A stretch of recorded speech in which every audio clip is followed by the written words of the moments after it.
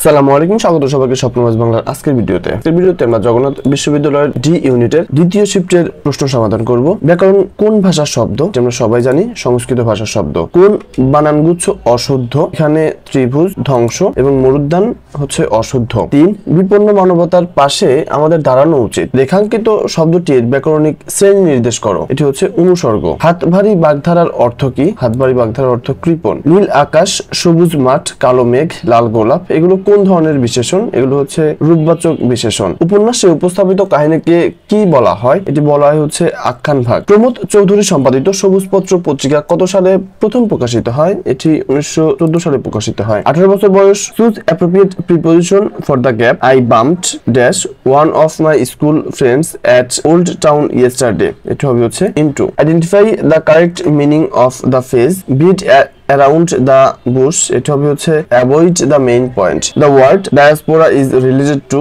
migration. Choose the sentence that uses a correct conditional from. এটা হবে হচ্ছে should you need any help, feel free to contact me. Choose the correct spelling হচ্ছে D. Adolescence. Choose the correct indirect speech of the teacher said don't make a noise in the class. এটি হবে হচ্ছে C. The teacher forbade the students to make a noise in the class. Identify the figure of speech in the following sentence. The leaves danced in the wind. এটা হবে হচ্ছে personification. Which sentence is in the subjective mood? এখানে হচ্ছে I wish he were here now. Blue economy কিসের সাথে সম্পর্কিত? এটি সমুদ্রের সাথে সম্পর্কিত। 2024 সালে প্রকাশিত ওয়ার্ল্ড হ্যাপিনেস রিপোর্ট অনুযায়ী বিশ্বের সুখীতম দেশ কোনটি? এটি হচ্ছে ফিনল্যান্ড। আবির সোজা 2 কিলোমিটার যাওয়ার পর বাম দিকে 3 কিলোমিটার এবং তারপর আবার বাম দিকে 2 কিলোমিটার গেল। এখন সে প্রথম স্থানের দূরত্ব কত? এখানে হচ্ছে 3 কিলোমিটার। এই অঞ্চলের নাম বাংলা নামকরণ করেন কে? সুলতান ইলিয়াস শাহ। আয়তন অনুযায়ী বাংলাদেশের ক্ষুদ্রতম জেলা কোনটি? এটি হচ্ছে নারায়ণগঞ্জ। বাংলাদেশের কোন সম্প্রদায়ের মধ্যে মাতৃতান্ত্রিক পরিবার পাওয়া যায়? এটি পাওয়া যায় হচ্ছে গারোদের মধ্যে। তারপর একটি ছক দেওয়া আছে।